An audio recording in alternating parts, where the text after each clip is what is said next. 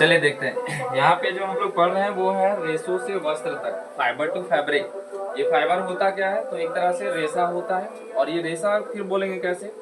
तो ये जानवरों के द्वारा एक मिला हुआ, जिसको बोलते हैं ऊन बोल सकते हैं, तो ये रेशा है। ठीक है, आगे हम लोग चले तो यहाँ पे डायरेक्ट पता करेंगे कि रेशा से मतलब मिलता कहाँ कहाँ है, फैब्रिक सॉरी फाइबर कहाँ कहाँ मिलता है। तो फाइबर मिलता है कहाँ कहाँ बताइए थोड़ा।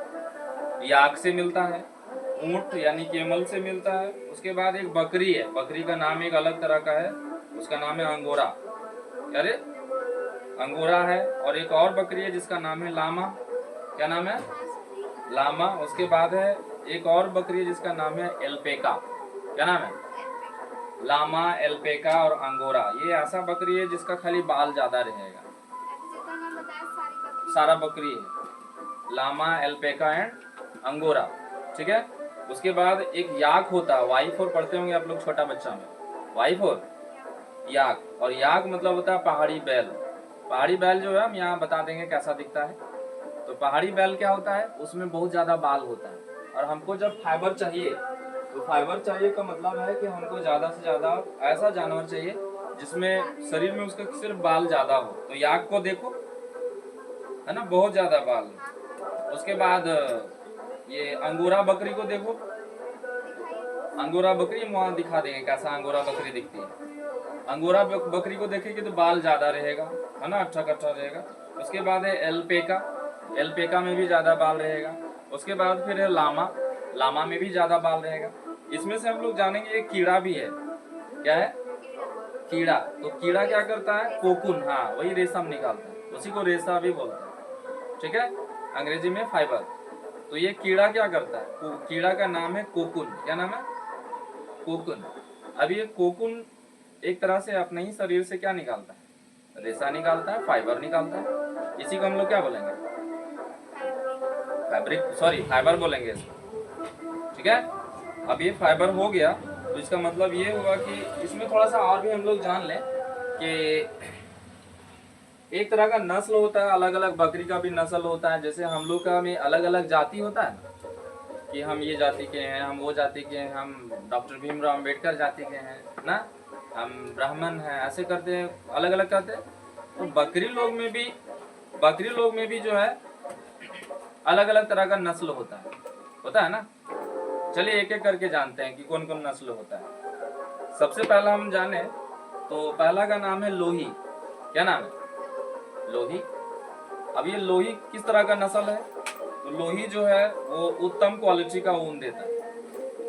उत्तम यानी कि एकदम परफेक्ट, जो हमको कपड़ा चाहिए एकदम क्वालिटी वाला, वो क्या रहेगा? एकदम अच्छा क्वालिटी वाला देगा। तो कौन देगा? इसको याद करने का तरीका समझ लो कि लोहा जो होता है क्या होता है? एकदम मजबूत होता है। तो लोही, लोही भी ये हो गया उत्तम, और लोहा भी हो गया क्या? याद हो गया। ये मिलेगा कहाँ ज्यादा? तो राजस्थान पंजाब में मिलेगा। क्यों मिलेगा? क्योंकि राजस्थान का आदमी मेहनती होता है। क्या होता है? और इसी कारण जो है राजस्थान के कैपिटल यानी कि उसके राजधानी पिंक सिटी बोला जाता है, जयपुर। मेहनत के कारण क्या बोला जाता है? पिंक सिटी, है ना। और पंजाब में भी आदमी कम वाला नहीं होता है, पंजाब का भी आदमी बहुत एकदम हट्टा कट्ठा मिलेगा ना, और काम करने में एकदम आगे, है ना, वो फांकी वगैरह नहीं मारेगा कोई।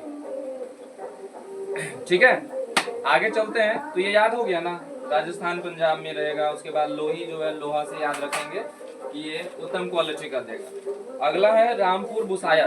क्या नाम है? रामपुर बुसायर। तो ये जो है ब्राउन कलर का ऊन देगा। कैसा देगा?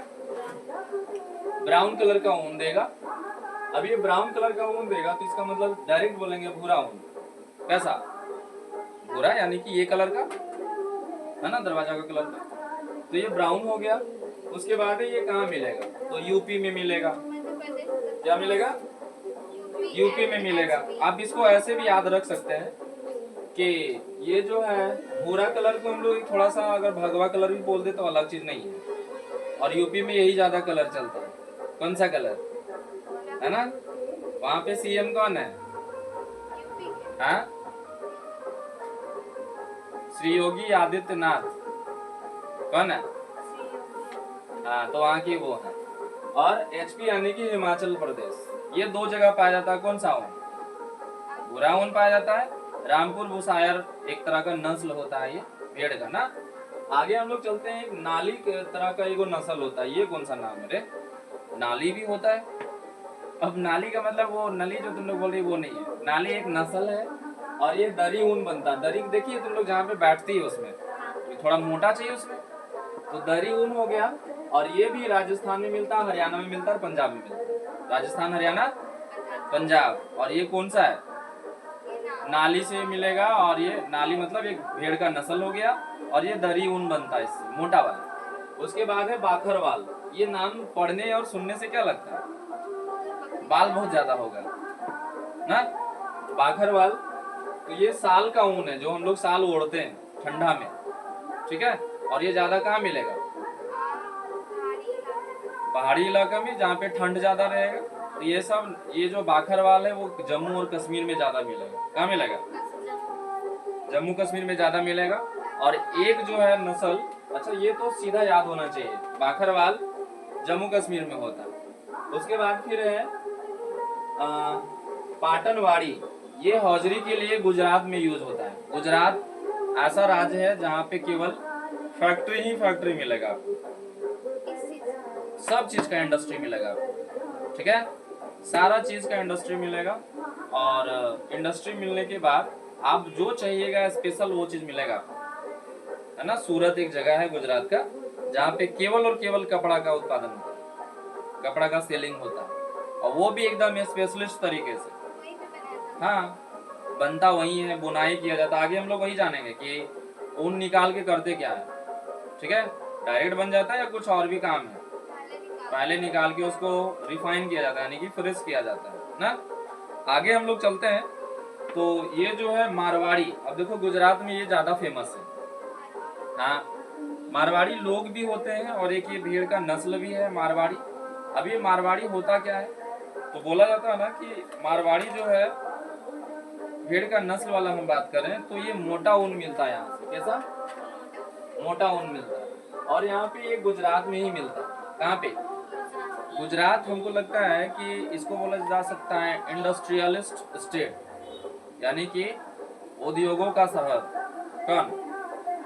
गुजरात बोल सकते हैं इसको आराम से, क्योंकि ये इसमें ज्यादा से ज्यादा आपको इंडस्ट्री मिलेगा। मुंबई भी कम नहीं है, लेकिन सबसे ज्यादा अगर देखा जाए तो गुजरात बहुत ज्यादा है। बात समझ में आ गया? आगे हम लोग चले तो ऊन प्रदान करने वाले जंतु का नाम तो हम पहले ही बता दिए। और रेशम को संसाधित करना, यानी कि उसको रिफाइनिंग करना, बुनाई करना, फिर कपड़ा तक बनाना। अभी हम लोग पढ़ ही रहे हैं यही, फाइबर टू फैब्रिक्स, यानी रेशा से वस्त्र तक ना।